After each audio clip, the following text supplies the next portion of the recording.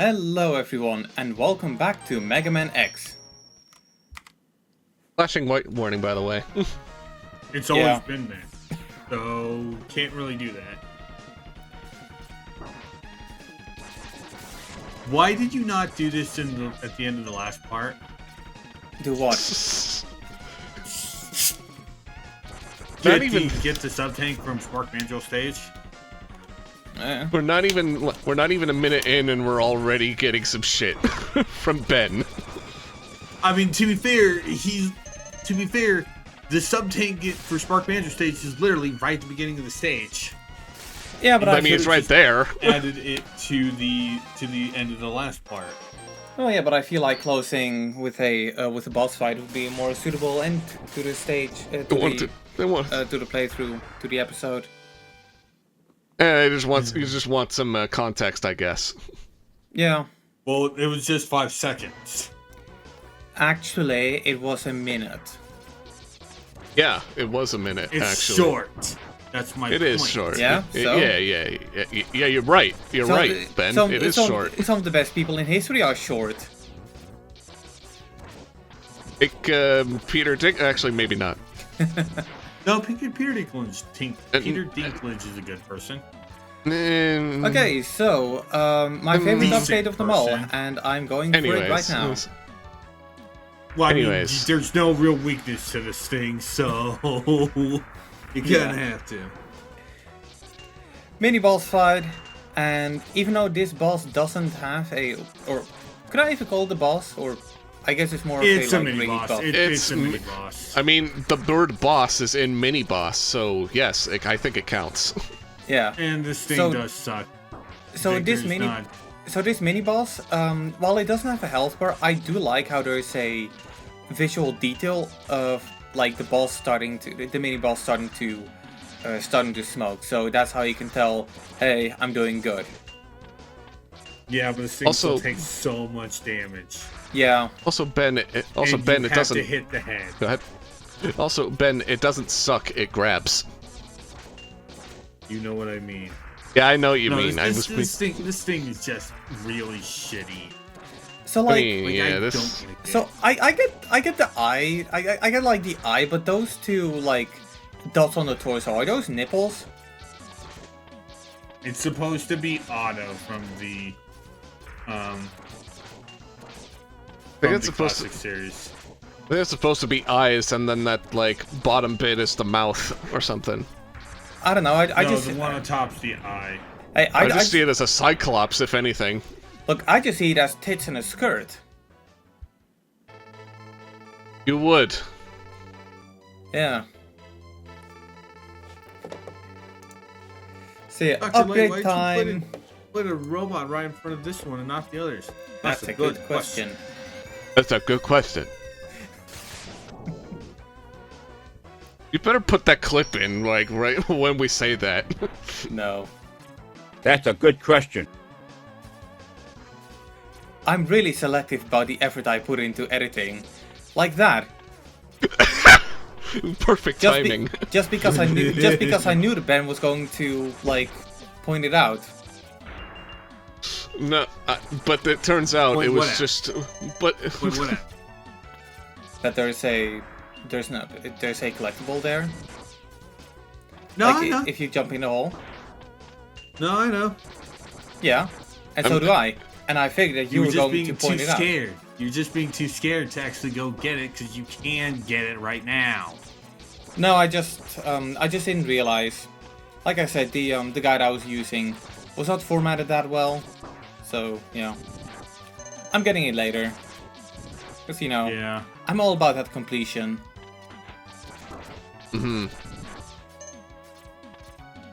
But for record, Heart Tank is down below that 3-way intersection, and you need to complete Launch Octopus's stage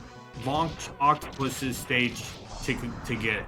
Wait, did you need to complete Launch Octopus's stage? Yes. Or did you need to? Yes, you cannot get it. You cannot get it without it. Okay, I thought you just needed the the upgrade. Is it the upgrade that allows you to like break blocks by wall jumping on it? No. That's in Flame Mammoth stage. Okay. That's in Flame Mammoth stage. Yeah, I guess Flamin'. I guess it's been a while since I played this, so yeah.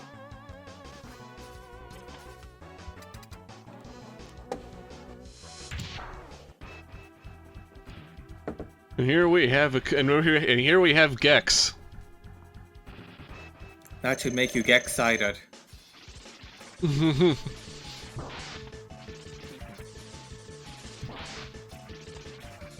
I'm here for the real world interview. No, I'm kidding. And when are we gonna No. when are we gonna play Gex for the channel?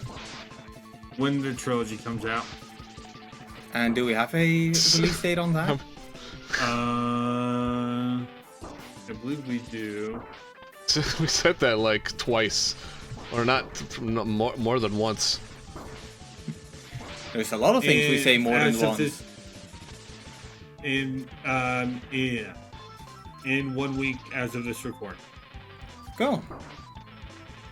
Okay, cool. And I'm trying to remember. Was it coming out It's on? all 3 games. It's all 3 games. And it's on everything. So it's also gonna be on Steam. Yes. Okay, I remember something about that. I thought they were gonna do like a croc and only release it on GOG, but nah, okay, that's good.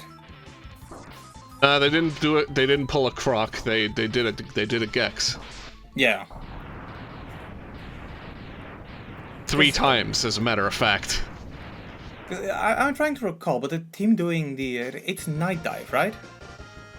Yeah. Well, Okay. I think someone Limited under Night Dive. Limited run. Oh, never mind. I'm not getting Unfortunate. it. Okay, cool. That's Good to know. Well, I'm still gonna get it, but it's like limited run really should just stick with producing just poorly, yeah, just basically overpriced physical versions that come way too late. And not just that, but canceling your pre-order if you complain about it. Yeah. If what I've heard is correct. Because, holy fuck, I've been hearing some things about it. Good thing I'm getting it on Steam. Yeah. If I ever get it. Even without the whole like limited run bullshit. Yeah, Well, it's not. like you cannot make that jump without the water. You really can't.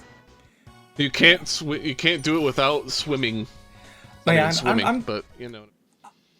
I still find it funny how a lot of people started complaining about limited run over the past 5 years. There used to be a time where, you know, limited run had those like awesome E3 presentations where they made the audience they made the audience cardboard or something like that. It was quite charming to see how they were doing it. And nowadays everybody's just like, fuck off limited run.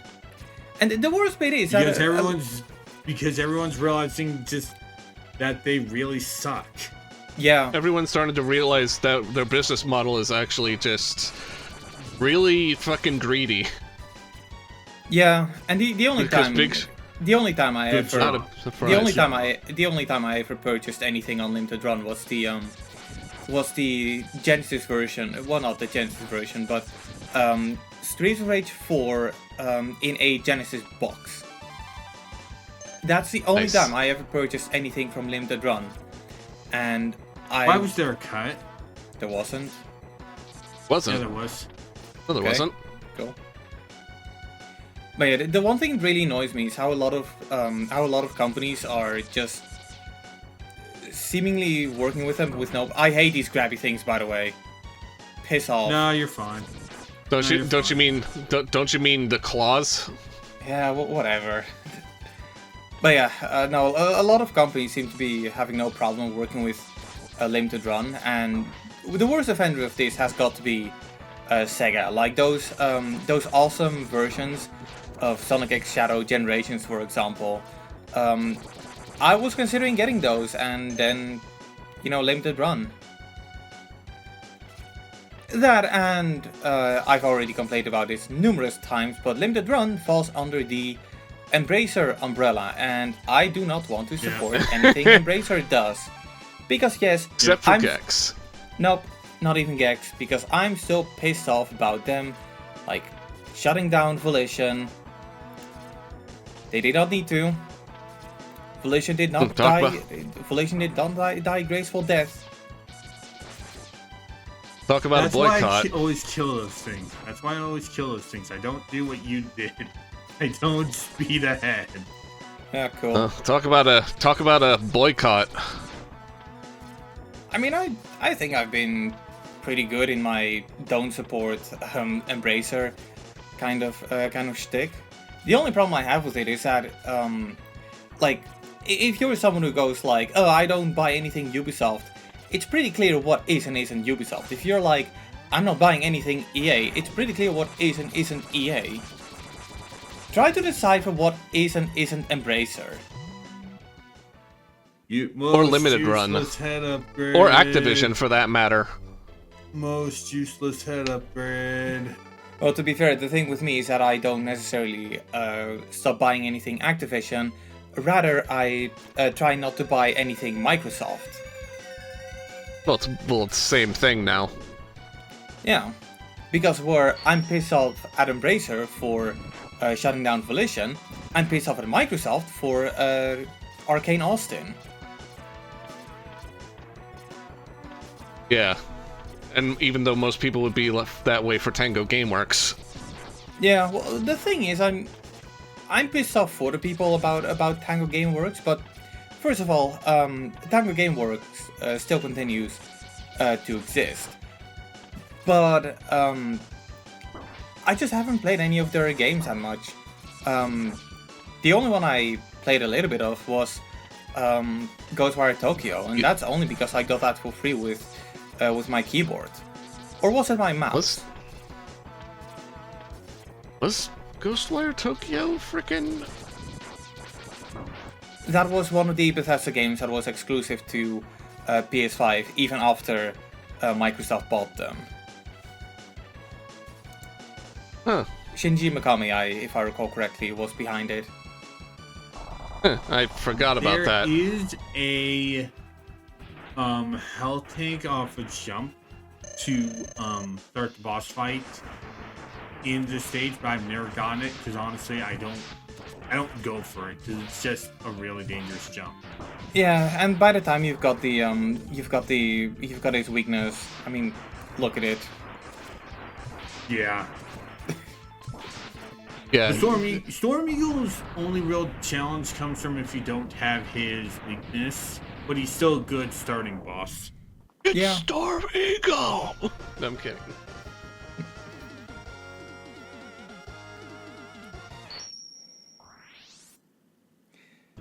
It would have been really fun. It would have been really funny if Victor did pull a John right there. But whatever. And I should mention that even though I mentioned that I, started going against this, like, I wouldn't say boycott, but I bought less, Microsoft, Activision titles. I'm gonna be honest, I did purchase Crash Bandicoot 4 the other day when it was on sale. And I just find it hilarious how, even though, like, technically speaking, the Steam version and the Battle.net version are about the same. No, the fuck they're not. The Steam version is so much better because it gets rid of all that garbage. Like, why do I need to be online for a single-player game, and then that online-only edition? Well, I don't know if it's still online-only, but then that version doesn't have cloud saves. Yep, and I hate getting this. Yeah. I will admit, very impressive first try. Very impressive first try. Yeah. And a even better second try. Oh, that's on my second try. That was like the fifth, sixth. Okay, whatever. Single-digit try. I was tempted on putting a timer there and just letting the thing run. But no, that was too much effort. But yeah, either way, Crash Bandicoot 4 on Steam, it's pretty good. Yeah. Don't get 100% on it if you want to stay alive. I mean, at the, mentally. at the very least, if I try getting 100% on the Steam version, I can like take that between the devices, because once again, cloud saves are a thing on there. And it's Steam Deck compatible. Well, yeah, Steam but OS compatible. Yeah, but I don't have a Steam Deck, so Yet. that's kind of a moot point. I don't think it's. No, I don't think I'm gonna put yet there. I really respect the Steam Deck for what it is, but now that I've got a Switch 2, well, I've got a Switch 2, I've got my portable gaming device. Yeah. And if I want to play computer games pseudo portably, I'll just do that. I'll just do them on my laptop. Though I'm kind of considering getting a new portable computing device. Note how I don't say laptop, because I'm kind of thinking of getting either a tablet, be that a Windows tablet or like a proper Android tablet. I don't know yet. But no, I don't think I'm going to be getting a Steam Deck. I might be getting the boys' Steam Deck one of these days, but myself, nah. I'm compelled with what I've got. Is compelled the word I'm looking for? I'm satisfied with what I've got. Yeah. Also, That's fair. You cannot get that heart tank in the tank until after Chilping. Because if you come here before then, there's lava on the ground in these scenes. You're saying, and it's harder. You're saying the floor is lava? Yeah. Yes. Is the lava instant kill? Yes. Yes. Lava has always been instant kill. Okay. Kill in Mega games. Can I take advantage of invincibility frames? No. I don't believe so. No, you can't. It's Mega Right. Man. But you're never really touching the lava, and the corridor where the heart tank is. That's way too long. Wait, You hang on. would not. I don't think you would be able to reach it. Because once again, I'm just following a guide here. But is it hypothetically speaking possible to still get it with the boomerang? I think I never have tried to, but I don't think so. It might be possible, but again, don't quote me. Okay. Also, since I don't think you'll be doing it, if you fight Launch Octopus and Flame Mammoth without after you get the Boomerang Cutter, you can use it to utterly nerf the two bosses. I do that in the rematch with Launch Octopus. Okay. Spoiler alert. But yeah. Yeah, well, we'll see when we cover that, but if you do it to Flame Mammoth, he cannot spit oil nor change the direction of the conveyor belt. All right. So yeah, we got all the Mavericks, so we can now go after the Sigma stages. But there's one really important thing we gotta do first. Backtracking, because there's 2 remaining things to get. No, it's more like track backing. Yeah. Use the flame weapon on one of the igloos, and you get a heart tank. And after that, you need to use that to basically get that. Yeah. And yes, that is Dr. Light dressed as Ryu. Of course it is. Capcom. And how you get the Hadoken is you basically need to get that like energy bit on this platform 5 times. So it is an instant kill to any boss, but you have to be full health. Yeah. And if there's one thing that is commonly known about the Sigma stages, it's that they are kind of a tad on the like bitchy side. Yeah.